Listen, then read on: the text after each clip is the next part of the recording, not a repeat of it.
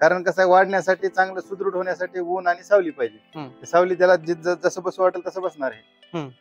त्याला उन्हात बसू वाटलं उन्हात बसणार, सावलीत बसू वाटलं सावलीत बसणार. आता ते कसं आहे, इथं आपण गेट लावलेलं आहे. गेट लावलं ते काय करायचं, वैरण वगैरे टाकून घ्यायचं, फीड वगैरे वैरण वगैरे. आणि ते खांबे जे लावलेत आपण कशासाठी लावलेत की कोणी एकाच ह्याचं हे न खाऊन ह्याचं हे न खाऊन, म्हणजे त्याला ते आता छोटं वासू राहते ना, ह्याचं जर एकानंच खाल्लं मोठ्यानं तर ते बारकं छोटंच राहते, समान वाढ हो त्यांची. आणि मुक्त गोटा तर लहान वासरामध्ये मुक्त गोट्याचं कशा पद्धतीने महत्व आहे, कसं? नाही, लहान वासरामध्ये मुक्त गोट्याचं सर्वात जास्त हे महत्व आहे त्यांना. सर मला सांगा, आता एखादं वासरू जन्मल्यानंतर सुरुवातीचाच टप्पा म्हणजे दूध पिणं चालू असताना त्यांना तिथं आईजवळ ठेवले जाते, नंतर इथं किती दिवसानंतर तुम्ही आणल्या? आईजवळ मी एक 8-10 दिवस तिथं ठेवतो आईजवळ. आईच्या नंतर हे 8-10 दिवसाच्या नंतरचा टप्पा आहे. एक इथं 1.25 महिना राहते वासरू, 1.25 महिना 2 महिन्यापर्यंत राहते. 2 महिन्याच्या नंतर ह्या टप्प्यात जाते पलीकडल्या. बरं, याच्यामध्ये तुम्ही कशा पद्धतीने व्यवस्था केल्या इकडे सांगा? हे इथं ह्यांना चारा काय वगैरे खायला शिकावं, हे शिकण्यासाठी आहे. ते थोडं टाकायचं वगैरे, म्हणजे थोडक्यात हे नर्सरी आहे. लहान मुलांची जसं लहान मुलांची नर्सरी, नंतर मोठे, त्याच्यापेक्षा मोठे, आता त्याच्यापेक्षा समजत मोठे हे इकडे. म्हणजे याच्यामध्ये फक्त त्यांना तुम्हाला सवय लावण्यासाठी तुम्ही एवढा जागा सोडल्या? जागा किती जागा सोडलेली आहे मला सांगा? छोटी जागा आता हे कसं आहे, 10x30 आहे. 10x30 ची जागा सोडली. त्याच्यामध्ये पाणी देखील आहे. मित्रांनो, खूप छान या ठिकाणी नियोजन त्यांचं आहे.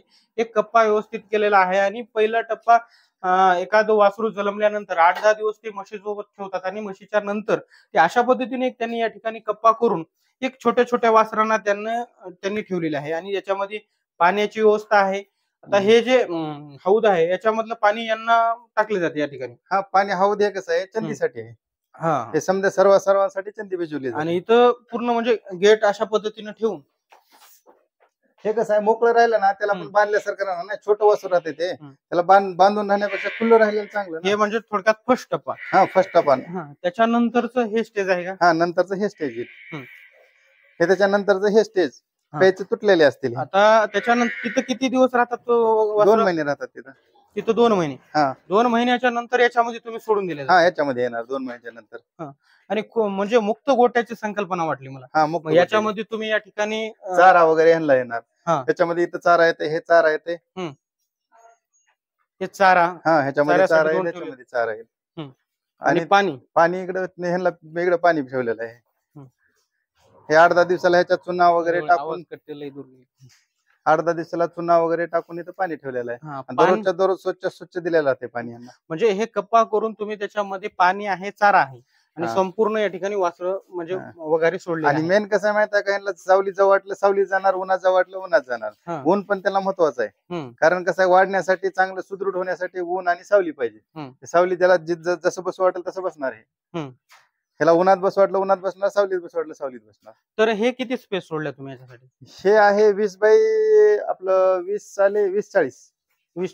याच्यामध्ये किती आता सध्या वगैरे?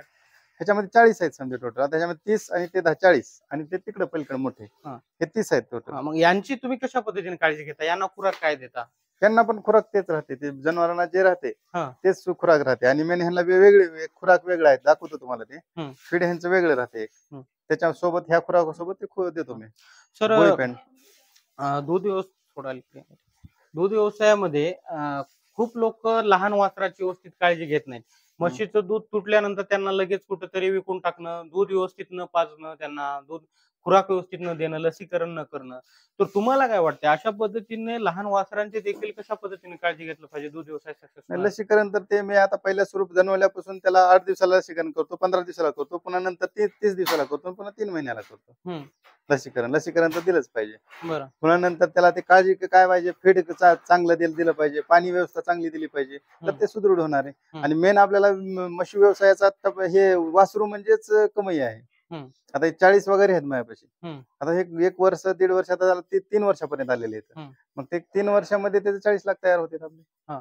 आणि यांना लवकर गाभण जाण्यासाठी तुम्ही कशा पद्धतीने सोय करता यांची? लवकर गाभण कसं आहे, त्याला खायला व्यवस्थित झालं त्याचं तर ते आपल्या पण लवकर गाभण जाते. म्हणजे 18 महिन्यात 20 महिन्यात गाभण जाते माझ्यापाशी वासरू. आणि तुमचा गोठा खूप सुंदर, म्हणजे खूप स्वच्छता या ठिकाणी. आता दुपारची वेळ आहे, सगळं चारा वगैरे टाकून खूप म्हणजे सुंदर नियोजन आहे. असं काही करायची गरज नाही आपल्याला की आपण त्याला स्पेशल दिलं पाहिजे. एक मिक्स मायक्रोन्यूट्रन राहते तेवढं द्यायचं. आणि त्याला काय करायचं, फीड वगैरे जनताच्या वगैरे टायमाला दिलं की लवकर गाभा जाते ते. म्हणजे पिशवी वगैरे त्याची मोठी झाली, गाभा जाणार आहे. त्यानं वजन 300-350 किलो आलं पाहिजे त्याचं, ते गाभा जाते. असं काही त्याला स्पेशल ट्रीटमेंट करायची गरज नाही गाभण जाण्यासाठी.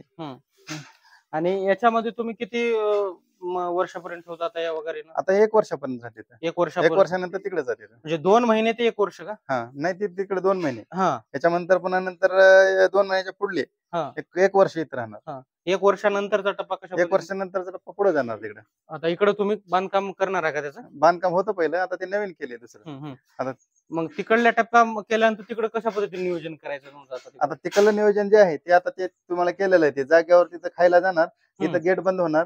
ते खायला वगैरे टाकलं की ते गेट उघडायचं, गेट उघडलं की मध्ये जाणार, खाणार.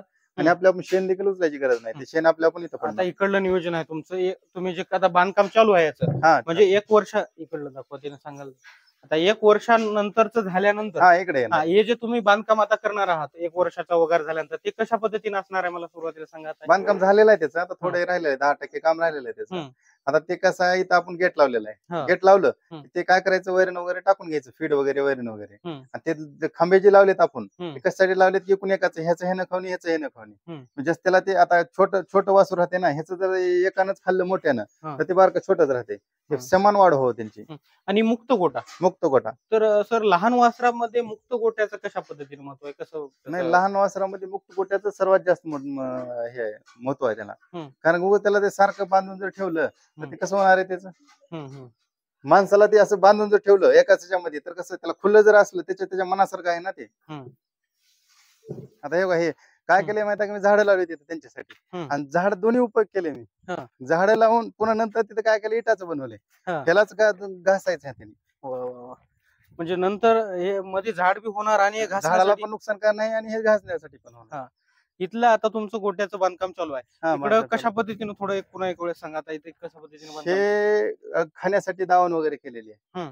तर तिकडे जसं आहे प्लॅन तसंच आहे माझं. हे 14 फुटामध्ये अंतर आहे. म्हणजे 1 वर्षाच्या नंतरचे वासरे इथे येणार, वासरासाठी 1 वर्षाच्या नंतरचे वासरे इथे येणार.